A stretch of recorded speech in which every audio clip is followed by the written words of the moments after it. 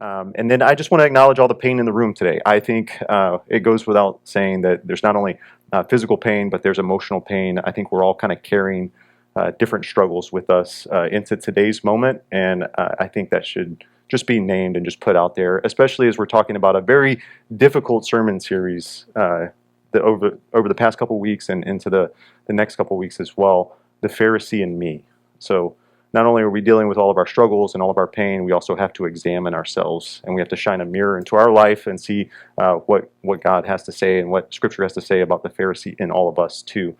It's no easy job to do, but I'm excited to at least today talk about John chapter 8 verses 1 through 11, which is it's going to be a good, very good passage, but it's also a very challenging passage, because what happens, just to give you some introductory remarks before we even dive in. The Pharisees bring a woman who's caught in adultery before Jesus, and they expect Jesus to condemn her. And like I said, they expect him to. He doesn't do it. He shows mercy. He turns the situation around on itself very quickly. But one of the things I want to name just from the beginning is I just want to name the fact that this passage has been used multiple times to focus more on the woman's adultery than the Pharisees' judgmental hearts. That has plagued kind of the Christian culture in our world, and I just want to name that from the very beginning. Even as you look in your Bible translations, you get to this passage, the heading of the passage is going to say the woman caught in adultery, when really, more aptly, it should say the Pharisees try to condemn a woman. That should probably be a more appropriate heading as we kick off today. But I am thankful for the opportunity to anchor this story and in this moment at Madison Church in a fuller sense. To call out the Pharisee in me, to call out the Pharisee in us, rightfully balancing this passage, a blend of mercy and a blend of accountability against the Pharisees specifically. So let's dive into the passage, John chapter 8, verses 1 through 11. We'll throw it up there on the screen, and then I'll also read it out loud for us here right now. It says this in verse 1, Jesus returned to the Mount of Olives, but early the next morning he was back again at the temple. A crowd soon gathered, and he sat down and taught them. As he was speaking, the teachers of religious law and the Pharisees brought a woman who had been caught in the act of adultery. They put her in front of the crowd. "Teacher," they said to Jesus, "this woman was caught in the act of adultery. The law of Moses says to stone her. What do you say?" They were trying to trap him into saying something that they could use against him. But Jesus stooped down and wrote in the dust with his finger. They kept demanding an answer. So he stood up and said, "All right, but let the one who has never sinned throw the first stone." Then he stooped down again and wrote in the dust. When the accusers heard this, they slipped away one by one, beginning with the oldest, until only Jesus was left in the middle of the crowd with the woman. Then Jesus stood up again and said to the woman, "Where are your accusers? Didn't even one of them condemn you?" "No, Lord," she said. And Jesus said, "Neither do I. Go and sin no more." For me, I couldn't ask for a better ordination day passage for me because it's so delicately balanced. We have a story embodying the gospel and a story that challenges our own hearts. It challenges our hearts of sin, where Jesus showed us mercy. But really, if we really see the emphasis here, it's challenging the Pharisee in us, our hearts of judgment, our hearts of gossip, our hearts of hasty disapproval for one another. That's where this passage is taking us today, and that's where I want to spend most of our time today, uncovering the judgmental Pharisee in our own hearts. So here's what I'm going to do. I'm going to take some time and I'm going to explain the Pharisee's goal in this passage very quickly. Then we'll see how Jesus responds. But the weight of the effort is going to be where we find ourselves excusing our own judgmental behavior instead of modeling Jesus' mercy. And that's a difficult question for us to ask ourselves. It's an extremely difficult question to ask ourselves. But this is the question I'll pose to us. How often do we overlook our own sin and refuse to show grace to others? How often do we choose to overlook our own sin and refuse to show grace to others? So let's dive in with the Pharisees' goal. The Pharisees' goal from the beginning is to condemn both the woman and Jesus. That is their goal. The Pharisees are back at it again. And if we remember over the past couple weeks and where this sermon series has taken us, The Pharisees are kind of these religious leaders. They're kind of the teachers when it comes to how to apply the text to the individual and the community as a whole.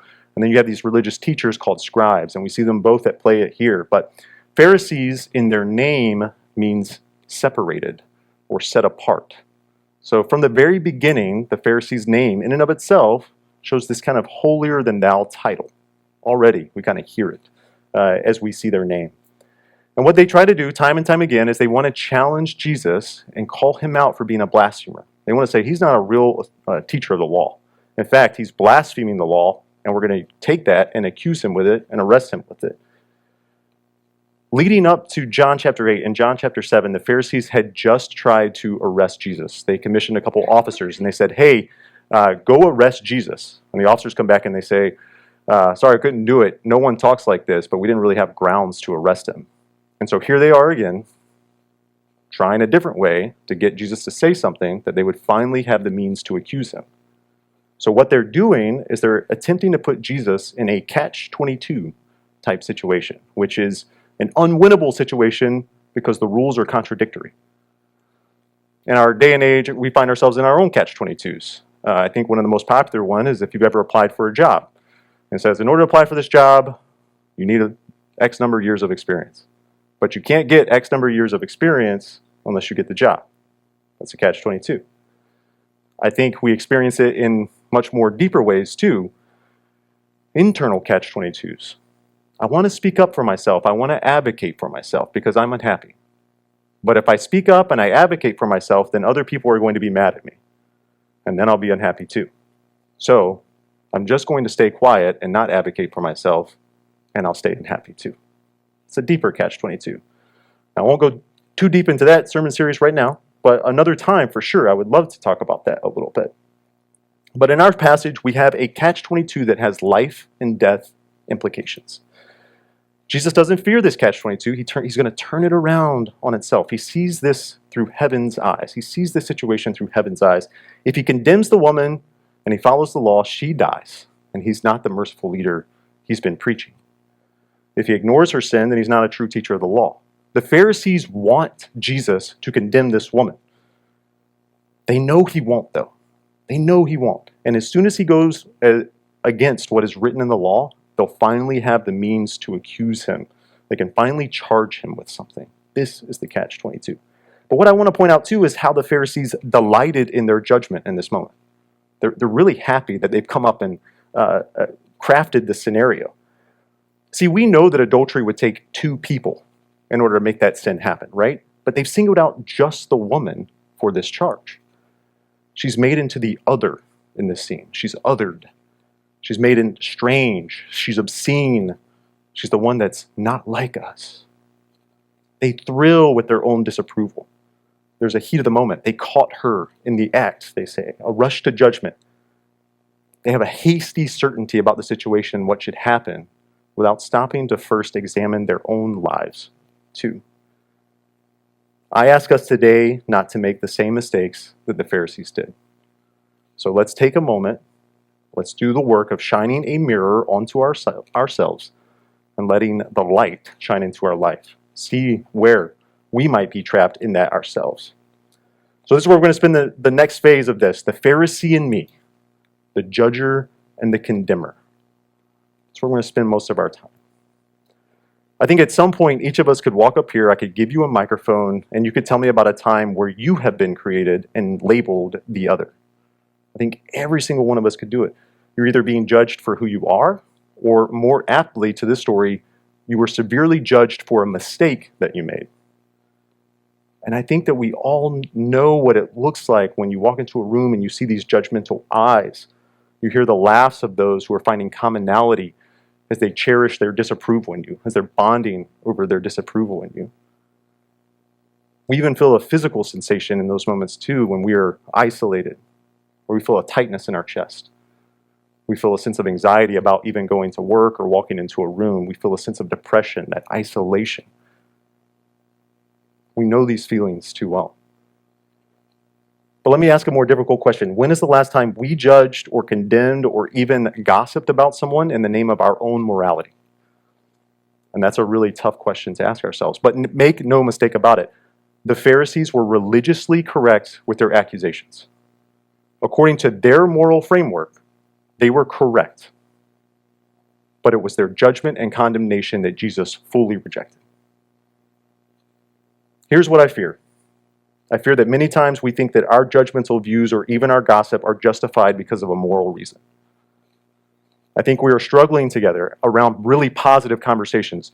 There are really positive conversations out there about creating boundaries and holding each other accountable and accountability inside organizations. I think those are really positive topics. I think we're struggling through them.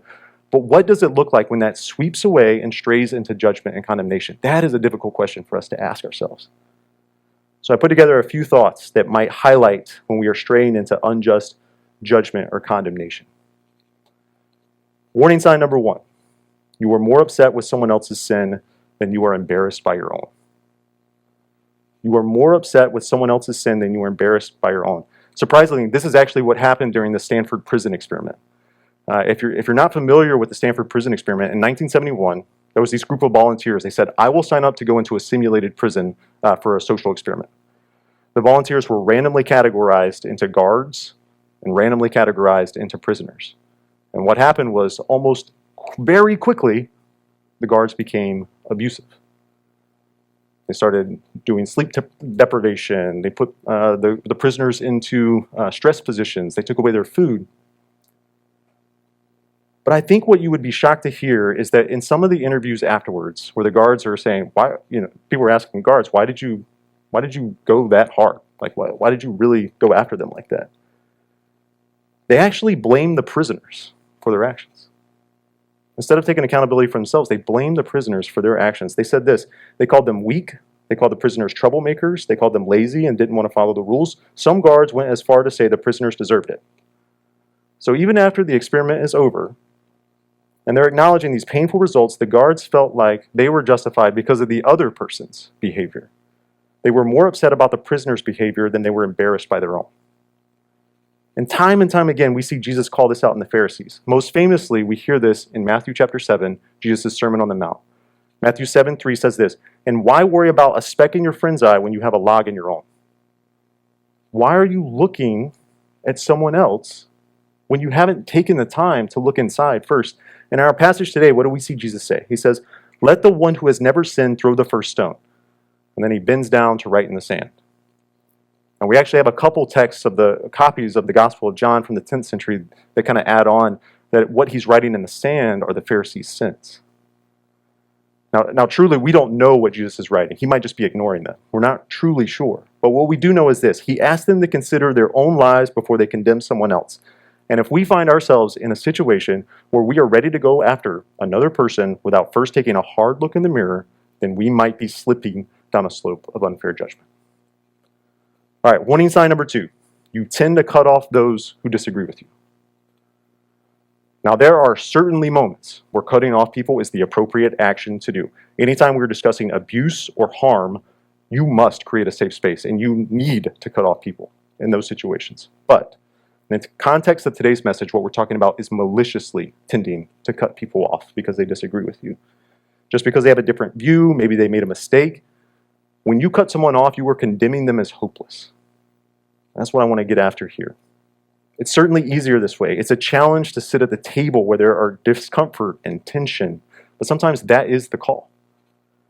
The most famous examples of this type of behavior were back when religious leaders could excommunicate those who weren't being a good churchgoer. One of our most famous examples would be the Protestant reformer, Martin Luther. He was excommunicated from the Catholic Church because of his own views, his own teachings around justification. Because he pricked against the system and the power structure, he was socially and physically ostracized. And again, in essence, when you cut someone off, you are labeling them as hopeless. You're saying you can't be honest with someone. You don't have restoration or reconciliation in mind. In our passage today, Jesus does not write the woman off as hopeless. He does not cut her off. Instead, Jesus stood up again and said to the woman, "Where are your accusers? Didn't even one of them condemn you?" "No, Lord," she said. And Jesus said, "Neither do I. Go and sin no more." Jesus doesn't condemn her. He commissions her. Jesus doesn't condemn her. He commissions her. He shows mercy. He has a sense of restoration in mind. Go into all the world. It's the same kind of word we get when we get tasked with the Great Commission. And as I was talking to Stephen about this sermon in the past couple weeks, he brought up a really good quote that I want to throw up there from Dorothy Day. It says, "I really only love God as much as I love the person I love the least."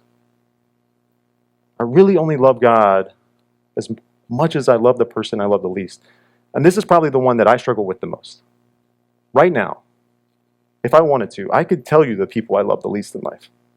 I could tell you. I know exactly who they are. Are you watching? I'm just... Anyway. But that is a challenge for us, right? To know exactly what is inside our own lives before we go condemn someone. Warning sign number 3. Bonding with others by critiquing a common enemy. Now, uniting over a common enemy is a tale as old as time. So even in the Air Force, they try to get our training officers, to yell at us, make our lives miserable. So what do we do with our bunkmates? We're like, this person really, man, they're aggravating me. They're really awful. They're mean. They're not even good at their job. They forced us to rely on each other for our needs. And it was magical. You unite really quickly when you have a common enemy in mind. And I bring that up because I think many times we feel justified because we feel like the other person is judging us first. We feel like we need validation for our judgmental feelings so that we know we are right. It's the other person's fault that we're doing this anyway. Now sure, it's fun to hear the tea sometimes, and you got to vent a little bit, especially about painful work situations, but usually we know when we are trying to change someone else's perception about another person. And that's when we're slipping down the slope. When you're trying to change someone else's perception about another person, you're slipping. Look at the Pharisees in this passage. They were thrilled to have caught this woman in the act. They had consulted each other, planned and affirmed one another's hatred for her and for Jesus' message. Now they could both condemn the woman and Jesus together. So this is a really good reminder that just because other people agree with us doesn't mean we aren't unfairly judging someone. Just because we got numbers on our side doesn't necessarily make us right. The Pharisees were the majority here. That did not make them right. We are wise to remember these words from James 4:11 and 12. Do not speak evil against each other, dear brothers and sisters. If you criticize and judge each other, then you are criticizing and judging God's law. But your job is to obey the law, not to judge whether it applies to you. God alone, who gave the law, is the judge. He alone has the power to save or destroy. So what right do you have to judge your neighbor? So what right do you have to judge your neighbor?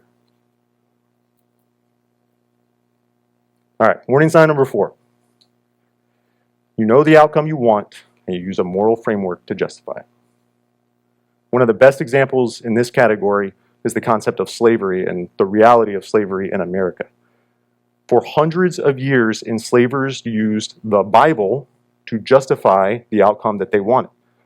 They took stories like the curse of Ham in the Old Testament, and then they took passages from the New Testament about slaves obeying your masters to justify the outcome they already had in mind, to keep slavery going.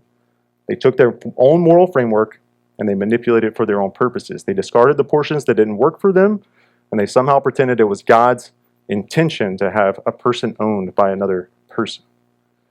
In our passage today, it comes down to how the Pharisees are weaponizing the law for their own purposes.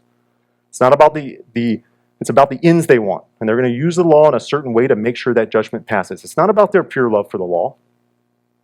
They're speaking to the creator of law by speaking to Jesus. What they really want is their own outcome, one they collaborated on and one they have justified. And in our own lives, I think we feel guilty about wanting an outcome, so we seek to justify it too. So we start to look and see and listen if there's a moral reason for our desire and that outcome that we want. The problem is that once we've already predetermined an outcome, we've likely already judged and condemned. The moral framework part really doesn't have much of a play. I think it's helpful to go back to Matthew 7 in the Sermon on the Mount. It says this, do not judge others, and you will not be judged, for you will be treated as you treat others. The standard you use in judging is the standard by which you will be judged. It's almost like a judgment karma. Every time we go and judge someone else, we should be thinking that someone's judging us likely in the same way, or God is judging us. And I think for all 4 of these warning signs that we have, we experience them physically in a different way too. So when we are the target, we feel that tightness in our chest, that depression and that isolation. But when we have a judging and condemning heart, we feel this anger. We feel this darkness. We have this sense of being trapped in negativity that's like oozing out of us. I think we can recognize that physical sensation too. At the end of the day, it's a heart issue. I could stand up here and I could give us 10 more prescriptive behaviors about how to identify judging in our lives and how to overcome judging in our lives, but it was the rules and laws that stopped the Pharisees from recognizing their own hearts. So our job is to look inside and see, even if we have all the rules right, whether our intentions are right too. So let's look at Jesus' model about how he responds and what it means for our life. We'll move into our last phase here. It's called two were left, misery and mercy. Two were left, misery and mercy. And so Jesus asked the Pharisees to consider their own sin, and then they start to disappear. They're ashamed. And they should be ashamed because of what they just put this poor woman through. They are literally saying they wanted her dead. And when Jesus has the opportunity to condemn her, what does he say? Neither do I. I don't condemn you. That's the gospel. That's the powerful moment. St. Augustine famously calls this moment, two were left, misery and mercy. The woman being in the misery of her darkness, of the sin, but really under the weight of the condemnation. We don't see her try to defend herself in this passage at all. But Jesus, the embodiment of mercy, meeting her not in condemnation, but in commission. He did not give up on her, and it's the same principle that we can apply to our church community today. Now, if you've been to a lot of weddings, you've heard the famous 1 Corinthians 13 passage about love at weddings. Love is patient, love is kind. That is a really beautiful thing, and it is amazing for couples to think about that when they're going into marriage. But it's helpful to remember that Paul wrote that to a church community for how we should treat and love one another. And so I want to read that for us today as a reminder to love one another instead of judging and condemning one another. It says this in 1 Corinthians 13. If I could speak all the languages of earth and of angels, but didn't love others, I would only be a noisy gong or a clanging cymbal. If I had the gift of prophecy and I understood all of God's secret plans and possessed all knowledge, if I had such faith that could move mountains, but didn't love others, I would be nothing. If I gave everything I have to the poor and even sacrificed my body, I could boast about it, but if I didn't love others, I would have gained nothing. Love is patient, love is kind, love is not jealous or boastful or proud or rude. It does not demand its own way. It is not irritable, and it keeps no records of being wronged. It does not rejoice about injustice, but rejoices whenever truth wins out. Love never gives up, never loses faith, is always hopeful, and endures through every circumstance. Here in the next couple minutes, we're going to get the opportunity to partake in communion. Today, I want us to remember that when we partake in communion, we not only remember the moment that Jesus met us in our misery and was merciful, but I also want us to remember that when we take communion to have communion with one another, a unity within the body of Christ. So let's not let our hearts lead us astray into the pit of judgment and condemnation. We ask ourselves today, I judge, but do I show mercy? Instead, let's be filled with the love of God, a love that never gives up, never loses faith, is always hopeful, and endures through every circumstance.